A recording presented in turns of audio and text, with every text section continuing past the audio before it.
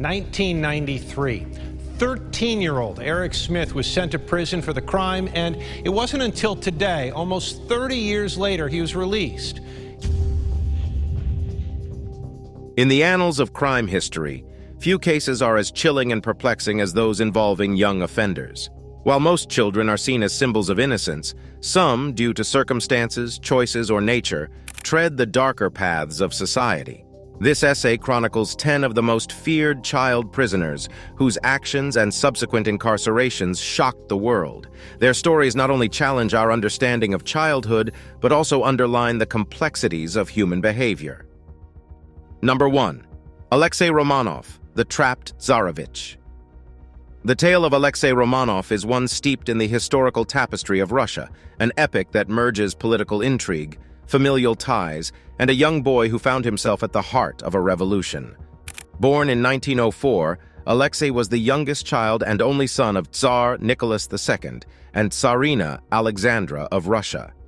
His birth was celebrated across the vast Russian Empire, as he represented the continuation of the Romanov dynasty, which had ruled Russia for over 300 years. However, the joy was short-lived. From an early age, Alexei was diagnosed with hemophilia, a life-threatening condition where blood doesn't clot normally. The disorder was inherited from his mother, Alexandra, who was a carrier tracing back to her grandmother, Queen Victoria of England. Hemophilia was termed the royal disease due to its prevalence in European royal families. The illness rendered Alexei's life a fragile one, dominated by frequent injuries and extreme pain. His parents, desperate to find a cure or at least a relief for their son, turned to Grigory Rasputin, a Siberian mystic who seemed to have a mysterious ability to alleviate the boy's symptoms. This association, however, brought with it numerous controversies. Rasputin's influence over the royal family, especially the Tsarina, became a significant point of contention among the Russian nobility and the general populace. His hold over the family was perceived as malevolent, with many believing he was manipulating the royal family for his personal gains. Meanwhile, outside the confines of the royal palace, the socio-political landscape of Russia was changing dramatically. The Russian Empire was facing major internal strife due to a multitude of factors: economic hardships, military losses in World War I, and a growing disaffection among its subjects against the autocratic rule of the Romanovs. The stage was set for a revolution. By 1917, the Bolsheviks, led by Vladimir Lenin, had started gaining ground, with growing calls to overthrow the Tsar. In the midst of this political upheaval, the Romanov family was placed under house arrest, initially in the Alexander Palace in Tsarskoye Selo, and later moved to Tobolsk in Siberia. Alexei, despite his royal status, was now a prisoner. The once future Tsar of the mighty Russian Empire was confined with his family in increasingly dire conditions. Number 2. Mary Bell, the Tyneside Strangler. In the working-class neighborhoods of Newcastle upon Tyne in the late 1960s, the name Mary Bell stirred a deep-seated fear. Her story remains one of the most disturbing instances of child criminals in British history, not only for the nature of her crimes, but also because of her tender age. When children become perpetrators of heinous acts, society is forced to grapple with questions that challenge our fundamental understanding of innocence and evil. Mary Flora Bell was born in 1957 to a tumultuous family environment. The scars of her early childhood, marked by neglect and alleged abuse, would later be analyzed and debated as potential triggers for the horrors that she would commit. At the mere age of 11, Bell was responsible for the deaths of 2 young boys in Scotswood, an inner-city suburb of Newcastle. In May 1968, the body of 4-year-old Martin Brown was discovered in a derelict house. With no clear evidence of foul play initially, the death was deemed a tragic accident. However, a few weeks later, Brian Howe, a 3-year-old, was found dead, with unmistakable signs of violence. The community was enveloped in fear and disbelief, unable to fathom that such brutality could befall their children. Police investigations quickly unearthed chilling details. Marks on Brian's body indicated the use of scissors to mutilate him post-mortem. Toys around his body had been arranged in a morbid display, and clumps of his hair had been cut off. It wasn't just the act itself, but the macabre staging that perplexed and horrified investigators. Mary and her friend Norma Bell, no relation to Mary, soon emerged as prime suspects. Amidst interrogations, Mary's chilling detachment and lack of remorse became evident. It was this emotional disengagement, coupled with incriminating evidence, that led to her conviction. Norma, portrayed as the more passive accomplice under Mary's dominant influence, was acquitted. In December 1968, Mary Bell was convicted of manslaughter on the grounds of diminished responsibility. The court and psychiatric evaluations concluded that she displayed classic signs of psychopathy, as her disturbing diary entries were read aloud, which spoke of her desire to hurt people and the pleasure derived from it. The courtroom grappled with the juxtaposition of her youthful face and the malevolent intent in her words. Mary Bell's incarceration was marked by a series of rehabilitative efforts. The criminal justice system, grappling with the complexities of a child displaying psychopathic tendencies, sought to reform rather than merely punish. Over the years, she was transferred to various institutions, each aiming to provide her with education, counseling, and a semblance of normalcy. Number 3.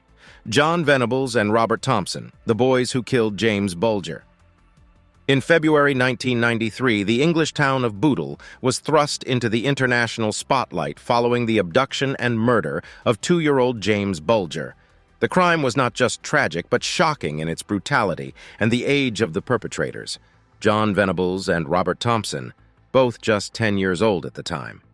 The Bulger case stands as a grim testament to the unpredictable darkness that can lurk within even the youngest members of society. The haunting CCTV footage from the New Strand shopping center in Bootle, where little James was seen being led away by 2 older boys, is indelibly imprinted in the British collective consciousness. James's mother had only taken her eyes off him for a moment, a brief lapse that led to a horrifying sequence of events. The 2 boys took James on a 2.5-mile walk across Liverpool. Along the way, they were seen by 38 witnesses, some of whom challenged the pair, but none comprehended the gravity of the situation. By the time they reached the railway line, the physical and mental torment they inflicted on James was palpable. The details of the assault were so gruesome that they were deemed unsuitable for public release. After the assault, they left James's lifeless body on the tracks, where it was tragically run over by a train. The discovery of James's body 2 days later sent shockwaves throughout the nation. The initial presumption was that the killers had to be adults, given the nature of the crime.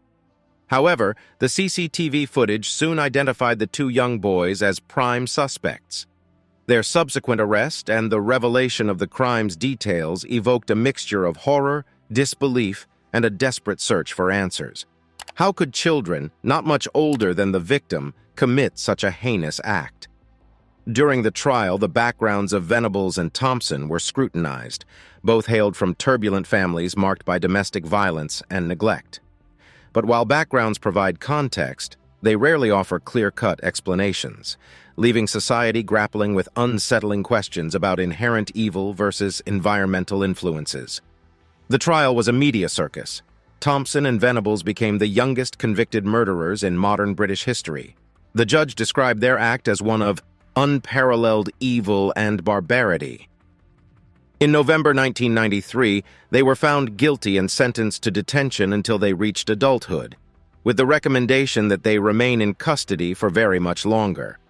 Their imprisonment was characterized by efforts at rehabilitation.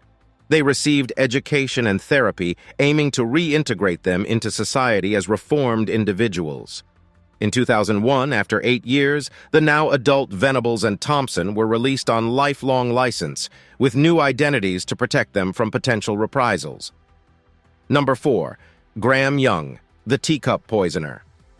The morbid fascination with poisons dates back to ancient civilizations, with tales of political assassinations and shadowy murders laced with deadly concoctions.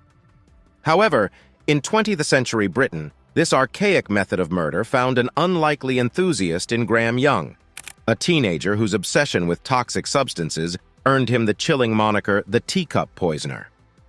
Born in 1947 in North London, Young's early life was marked by familial disruptions.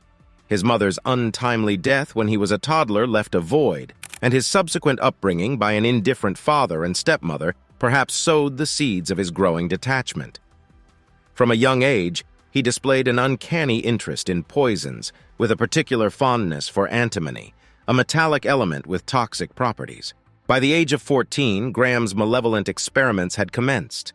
He began with small doses of poison administered to his family, noting the symptoms meticulously. This sinister pastime escalated, leading to the severe illness of his sister, father, and stepmother. But it was the death of his stepmother, Molly, that marked the culmination of his initial forays into poisoning. Though suspicions arose, particularly from his chemistry teacher who found a disturbingly detailed essay on poison, the true nature of his actions remained concealed. It wasn't until Graham began targeting schoolmates and school staff that the pattern became undeniable. Several became violently ill, and upon investigation, antimony traces were discovered in their systems. This led to Graham's arrest in 1962, where, during police interrogations, he confessed not only to the recent poisonings but also to the murder of his stepmother. Institutionalized at Broadmoor Hospital, a high-security psychiatric facility, Young's predilection for poison didn't wane. Even within the confines of the hospital, he managed to poison fellow inmates, leading to the death of one.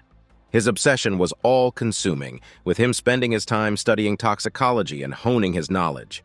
Astonishingly, after just 9 years in 1971, a board deemed him reformed and fit for release. Now, in his early 20s, Graham ventured back into society, securing employment at a photographic supplies company in Bovingdon, Hertfordshire. But old habits die hard. Within weeks, his co-workers began falling mysteriously ill. Between 1971 and 1972, over 70 people were poisoned, and 2 tragically lost their lives. The recurrence of mysterious illnesses, eerily reminiscent of his earlier exploits, raised alarms. An investigation soon led to Young's arrest. This time, the evidence against him was overwhelming. In 1972, he was convicted of multiple charges, including 2 murders, and was sentenced to life imprisonment. Number 5. Amarjit Sada, India's youngest serial killer. In the annals of crime, certain cases stand out not only for their sheer brutality, but also for the age of the perpetrator, challenging conventional beliefs about innocence and the nature of evil. Such is the story of Amarjit Sada, often dubbed as India's youngest serial killer. His crimes, committed when he was merely 8 years old, sent ripples of shock and disbelief across the nation and the world. Amarjit hailed from the impoverished village of Mushahar in Bihar, one of India's most underdeveloped states. Born into a lower caste in a region plagued by poverty, his early years were likely marked by neglect and a lack of proper moral guidance. However, these conditions alone cannot explain the dark path he chose to tread. His first known victim was his 6-month-old cousin, a crime that went unnoticed amidst the many hardships of village life. The child's death was written off as an accident, and life in the small community went on. But soon after, another child, Amarjit's own 8-month-old sister, met a similar fate. Once again, the family, perhaps in denial or fear of stigma, remained silent. It was only when Amarjit's third victim, a neighbor's 6-month-old daughter named Khushbu Devi, was discovered that the terrifying pattern became clear. When confronted, Amarjit displayed a chilling lack of remorse. He calmly led the villagers to the site where he had buried the child after ending her life. The village was enveloped in a mix of horror and disbelief, unable to come to terms with the reality that one of their own children at such a tender age could commit such heinous acts. Local police, equally unprepared to deal with such a unique case, took Amarjit into custody. During the interrogations, the young boy's chilling detachment became all too evident. He confessed to his crimes, detailing them with a nonchalance that belied his age. When asked about his motive, Amarjit simply responded that he enjoyed it. Given his age, the Indian judicial system was in a quandary. Indian law prohibits the imprisonment of children below the age of 7, and those between the ages of 7 and 12 can only be imprisoned if they possess the maturity to understand the consequences of their actions. Considering the unprecedented nature of his crimes and his age, Amarjit was sent to a juvenile home. Number 6. Jasmine Richardson, the young love murderer. In 2006, the tranquil town of Medicine Hat in Alberta, Canada, was shaken to its core when it became the backdrop for a crime of such ferocity that it seemed almost inconceivable, especially given the age of one of the primary culprits. Jasmine Richardson, a mere 12 years old, in collaboration with her 23-year-old boyfriend, Jeremy Steinke, orchestrated and executed the brutal murder of her family, ostensibly to pave a path for their forbidden love. From the outset, the relationship between Jasmine and Jeremy was fraught with challenges. The 11-year age gap was the least of their concerns. Jeremy, a self-proclaimed werewolf with a gothic lifestyle, was perceived as a negative influence on the young Jasmine. As the two became more deeply involved, their rebellious and defiant behavior escalated, especially against the backdrop of a conservative town like Medicine Hat. Jasmine's parents, alarmed by the increasing severity of their daughter's behavior and her association with Jeremy, tried to intervene. They forbade the relationship, hoping to steer their daughter back onto a more conventional path. However, their actions had the opposite effect.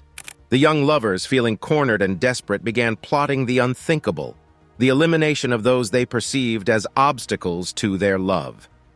The tragic events unfolded on a seemingly ordinary day in April 2006. The aftermath painted a chilling scene. Jasmine's parents were found dead in their home, bearing marks of a violent struggle.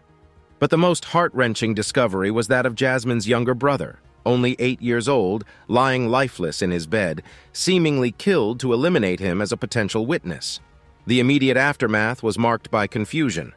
Jasmine was initially believed to be another victim, possibly kidnapped.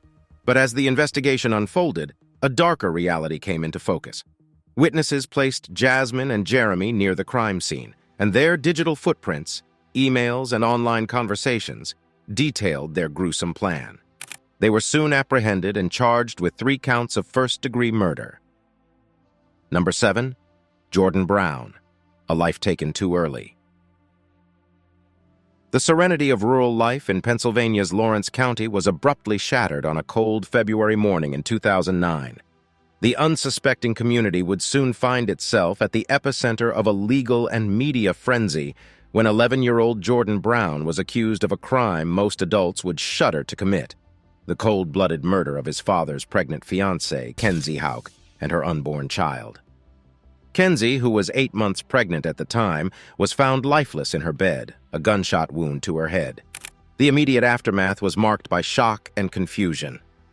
The search for answers led authorities to a chilling suspect, young Jordan, who reportedly harbored jealousy and resentment towards Kenzie and the impending addition to the family.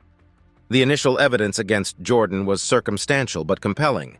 Authorities cited the presence of a recently fired youth model shotgun in the family's home and gunshot residue in the boy's room. Moreover, the timeline provided by the school bus driver and Jordan's younger sister seemed to place him at the scene at the crucial moment. However, it was Jordan's alleged indifference and lack of emotion following the murder that cemented the suspicions against him. In the eyes of many, his stoic demeanor was seen as a manifestation of guilt rather than shock. Before the community could grapple with the magnitude of the situation, Jordan was arrested and charged as an adult with 2 counts of first-degree murder. The decision to try Jordan as an adult was met with widespread contention. Advocates and legal experts argued that the young boy's brain was still developing and that he lacked the maturity and cognitive ability to fully understand the consequences of his actions. Yet the gravity of the crime meant that many demanded strict justice without leniency. Jordan's trial was a tug-of-war between 2 narratives. The prosecution painted a picture of a jealous child, incapable of handling his emotions, lashing out with fatal consequences. The defense, on the other hand, focused on the lack of concrete evidence linking Jordan to the crime and raised questions about the possibility of other suspects. As the trial unfolded, the lines between justice, morality, and societal expectation became blurred. The media circus surrounding the case only intensified these complexities. Every aspect of Jordan's life was dissected, from his behavior in school to his relationship with his family. After 3 years of legal proceedings, Jordan, then 14, was found guilty in juvenile court. This verdict meant he would remain in juvenile detention until the age of 21, after which his record would be expunged if he met specific conditions. The decision was seen by some as a fair compromise between justice and rehabilitation, while others felt it either too lenient or too harsh. Number 8. Joshua Phillips, The Mistake Under the Bed.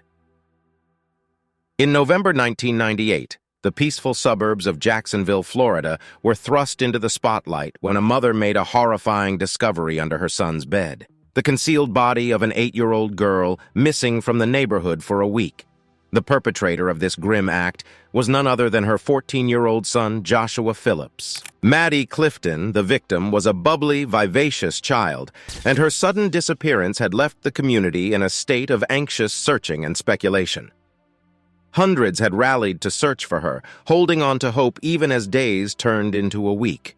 Yet little did they know that the answer lay so close to home, hidden beneath the frame of Joshua's waterbed. The sequence of events, as later recounted by Joshua, began as an innocent play session in his backyard. A stray baseball bat swing struck Maddie, resulting in an injury. Panicking, fearing the wrath of his abusive father and the consequences of his unintended act, Joshua made a series of tragic decisions.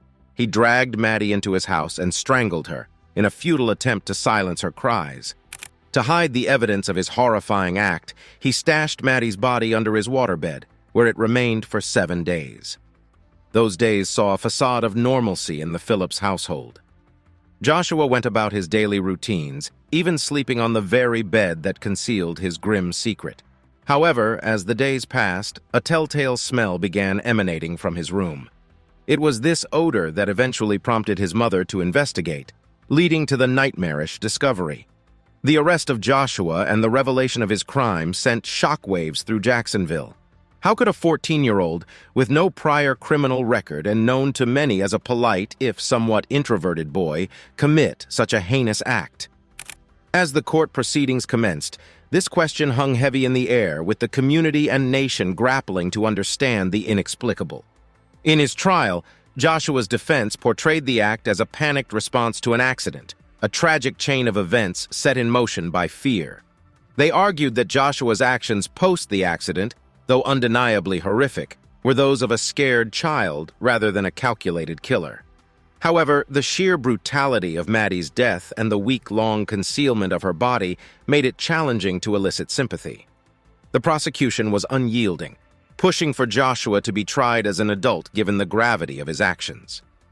They painted a picture of a calculated act, one that went beyond mere panic. The jury agreed, and Joshua was found guilty of first-degree murder, receiving a life sentence without the possibility of parole. Number 9. Eric Smith, the red-headed killer. The placid town of Steuben County, New York, witnessed one of the most distressing episodes in its history in the summer of 1993. A 4-year-old boy named Derek Roby was found brutally murdered, his lifeless body discarded in a wooded area near a local park.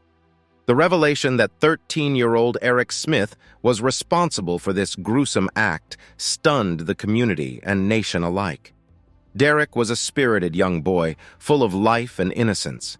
On that fateful August day, he was on his way to a summer recreation program at the park, a short walk he had made countless times before. Tragically, he never made it. Instead, he crossed paths with Eric Smith, an encounter that would lead to his untimely demise. Eric Smith was an anomaly in the community. His distinct bright red hair and freckles made him stand out physically, and he often found himself the target of school bullies. Apart from his appearance, his temperament was also a cause for concern. Family and acquaintances often noticed his erratic mood swings, and his tendency to harm animals was a well-documented fact. But no one, not even his closest kin, could have fathomed the darkness that lurked within, capable of such a heinous act. The murder itself was macabre in its brutality. Eric lured Derek into a secluded spot where he proceeded to strangle, bludgeon, and ultimately kill the young boy. The details that emerged during his confession and subsequent trial were difficult for even the most seasoned professionals to digest. Smith revealed a chilling mix of curiosity and anger as his motives, a combination that seemed almost incomprehensible given his age. As the trial proceedings got underway, the focus inevitably shifted to Eric's mental state. Was he a product of his environment, shaped by bullying and a troubled home life?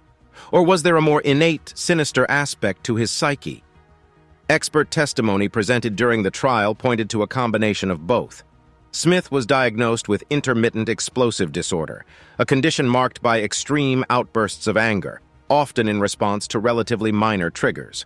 The defense, leveraging these findings, argued that Eric's actions, though undeniably cruel, were the result of a mind plagued by psychological disorders.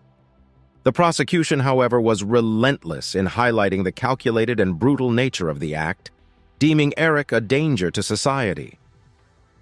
Number 10. Lionel Tate, Wrestling Gone Wrong.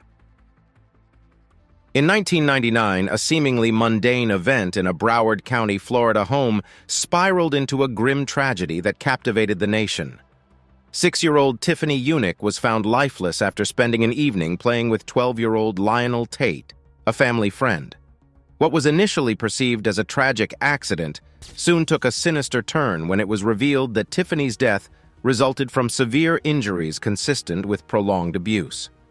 Lionel's account of the incident was, at its core, chilling in its simplicity. He claimed that the duo was wrestling, imitating moves they'd seen on television. However, the medical examiner's report painted a starkly different picture. Tiffany's injuries were not just the result of a single wrestling move gone wrong. They were indicative of a prolonged beating. The list was harrowing. A lacerated liver, broken rib, internal hemorrhaging, and dozens of bruises covering her tiny body. The question looming large was intent. Did Lionel genuinely believe he was engaged in harmless play, oblivious to the grave harm he was inflicting? Or was there a more malevolent intent behind the assault, indicative of deeper psychological issues? These questions became the focal points of the legal proceedings that followed. The state, emphasizing the severity of Tiffany's injuries, charged Lionel as an adult with first-degree murder. The decision was polarizing.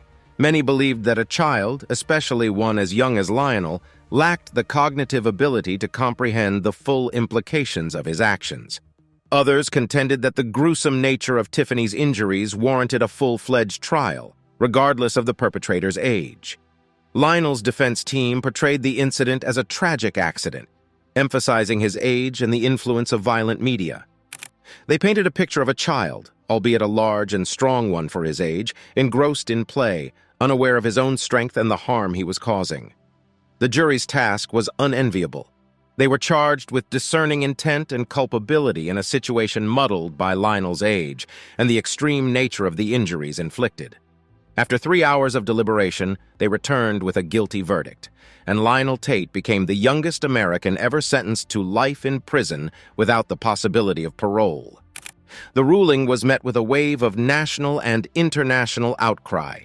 Legal experts, child advocates, and the general public grappled with the implications of imprisoning a child for life, especially in the absence of a clear malicious intent.